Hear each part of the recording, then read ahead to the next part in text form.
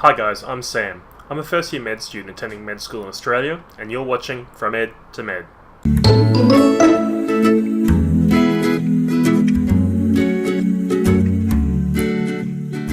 Guys, currently in my first week of my holidays, so really loving the chance to get some extra sleep and to try and unwind a little bit from all the uni craziness that's been going on recently. I wanted to talk today about my first anatomy exam, my first ever anatomy exam. Happened about a week ago now, last Wednesday, and it was a really good experience. I think I did pretty well, but let's set the scene first. So in this room, it's probably about 50 to 100 metres long by around about 20 metres, so it's quite a long room. In this room they've got about 40 different tables. Now each of the tables has different specimens on it. Some are just pictures, some are large specimens, some are small specimens, some are just specific organs, and some are just models of organs. So each one of them has pins in them. So it'll put little pins in and they'll say you need to name this part of the body, or for example, what part of the body does this come from, or if it's a blood vessel, where did this vessel originate. They might even have x-rays and say, how is this located in context with something else. So it was a whole lot of different questions, but there were 120 questions in total, and of these 120 questions, there around about 3 on each table. So in the exam room, there are about 70 students there. Obviously that's more students than tables, so what they have to do is also have rest points in between tables. Rest points are generally like a chair where you can just wait until it's your turn to go on to the next one. Alright, so picture 70 students in this one room and 120 different questions to do. What happens is we get about an hour and 45 minutes to do it, and you get 90 seconds at each desk. So you're at the desk, you have a look, you get 3 questions in 90 seconds, the bell will ring, you move on to the next station, or rest stop, or wherever you are. So it's a really kind of intense hour and 45 minutes of time. You really don't get much time to reflect and think too much, so you've got to be able to know what you're looking at and get it quite quickly, write it down, move on. Try not to question yourself too much, because your first guess is probably going to be your best guess, let's be honest. I wanted to share a little story though, that these rest stations, each one of them had a little picture on them. So, I'm not sure why, just to brighten up the room maybe. It's a pretty sterile environment.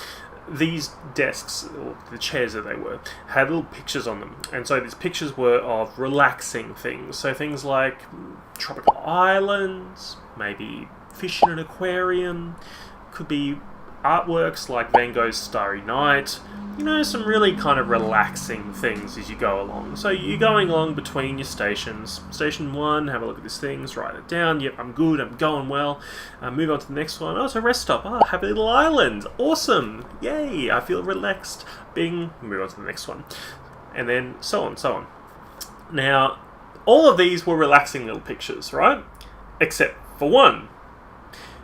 Now, I don't know how this happened, but the one of the stations had, or the rest stops, had the screen on it. Yeah, that's not very restful, and I'm wondering how that actually occurred. Was it some science person who really hasn't done artwork and just Googled classical artworks and said, oh, that looks pretty, let's put it on? But let me tell you, when you're in an intense environment and you go to the rest stop and you see someone going like this, it's not so much restful. Anyway, I feel I did okay on the test. I was only stumped by 1 or 2 questions, and I wrote something down for it anyway, but everything else I think I was able to put the right answer for. So I think I did well. I'm just waiting for my results now. But in terms of preparing for the test, and what I advise other people who are preparing for anatomy tests to do, go through systematically every sort of lesson you've had, every sort of lecture, every sort of piece of notes that you've had, and just make sure that when you see something that you are asked, can you picture it in your head? Can you picture the part of the body it comes from? Can you picture what it looks like on a piece of paper, on a diagram, as opposed to on an actual body? I found that the Anki flashcards were really helpful. I found that having a couple of study sessions with some friends and we just went through each of the body systems, that was really helpful. And other than that, just rote learning. When I was on the train, I'd grab out one of the old lecture slides, go through it. I'd use some flashcards. I actually used the Netter's Anatomy flashcards. I picked out the ones that were relevant to what we were doing and went through those.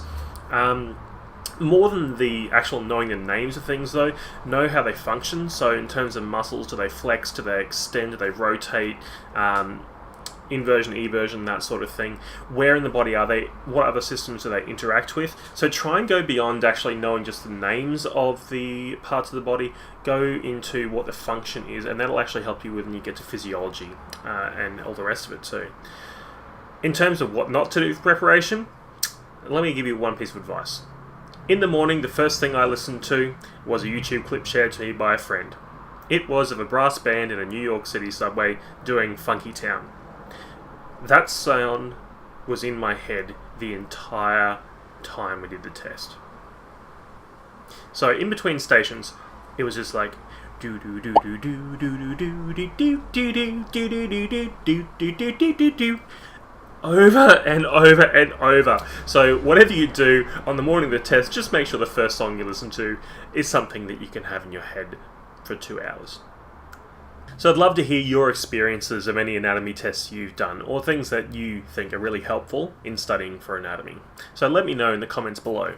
Don't forget to like this video if you appreciated it, and subscribe to the channel so you don't miss out on anything else. Guys, I'm Sam, you've been listening to Ed to Med, and I'll see you all next week.